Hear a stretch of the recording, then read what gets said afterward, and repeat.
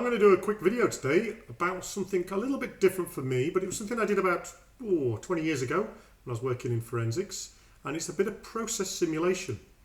So I've got some process simulation here, DOS software here, and I'm going to demonstrate the availability constraints when we try and split roles 50-50. And we're going to do that with this process simulation software. It's called Simulate. It's really great. I just downloaded it. I'm on my free trial at the moment. I'd recommend it. So my name is Alex Crossley. Hopefully you found this video on YouTube or somewhere like that.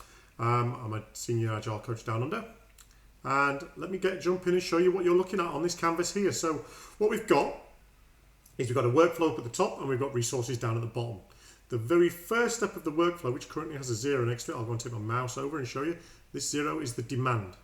And you can set different demand rates. So I'm going to click on that and show you what I've got. So I've got every, 3 days. So that's in minutes. Every few days, we're going to throw in some new demand. And that's on a distribution of an average. So it's a bell-shaped curve and you can change that. So it's not going to come in every 3 days. We're going to get somewhere on average every 3 days. And that's going to join a queue. And that queue is going to wait for this meeting here. And this meeting, if I click on this, it needs certain resources. So if I click on the resources for the meeting, it needs a portfolio person, a GM, and a tech lead, only one of each, in order to do the action, which is an approval.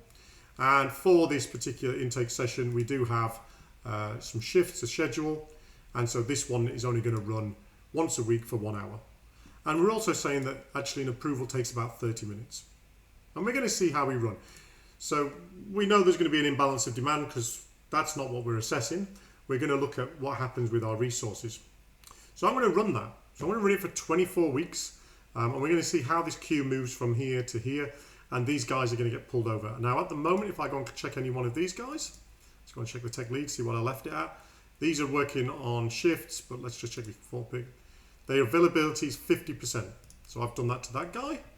And to this guy, I've said the portfolio guy can be there 100%. So we're not got a problem with him. And availability, 50%. But we are saying for that 50%, there are 2 people available on each one.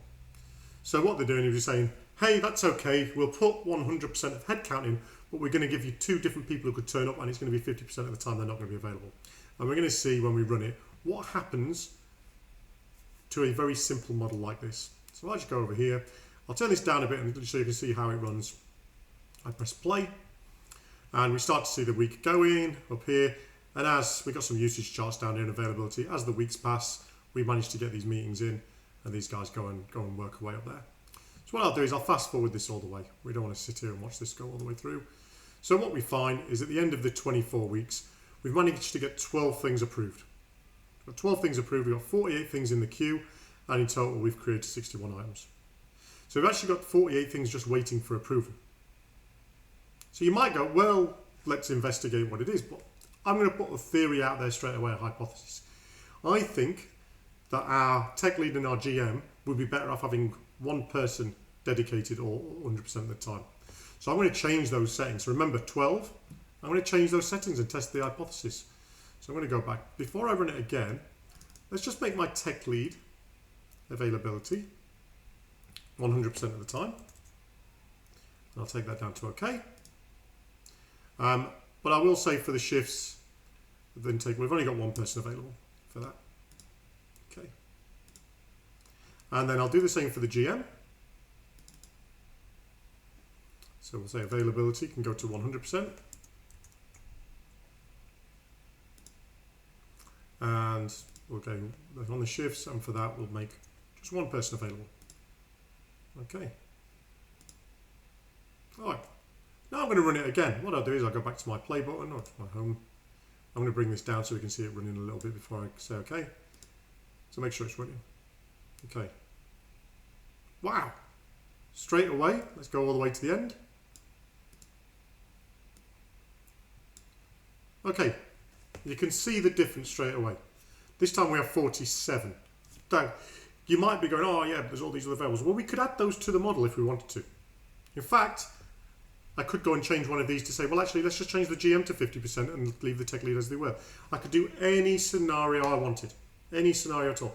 But the model is set up how you want it to set up. And it demonstrates how you can make small changes. I made 2 changes. I made to the GM and the tech lead, but I could just do one or the other. And hopefully you're full of questions going, well, what if we did this? What if we did that? Well, that's what's the beauty of having process simulation.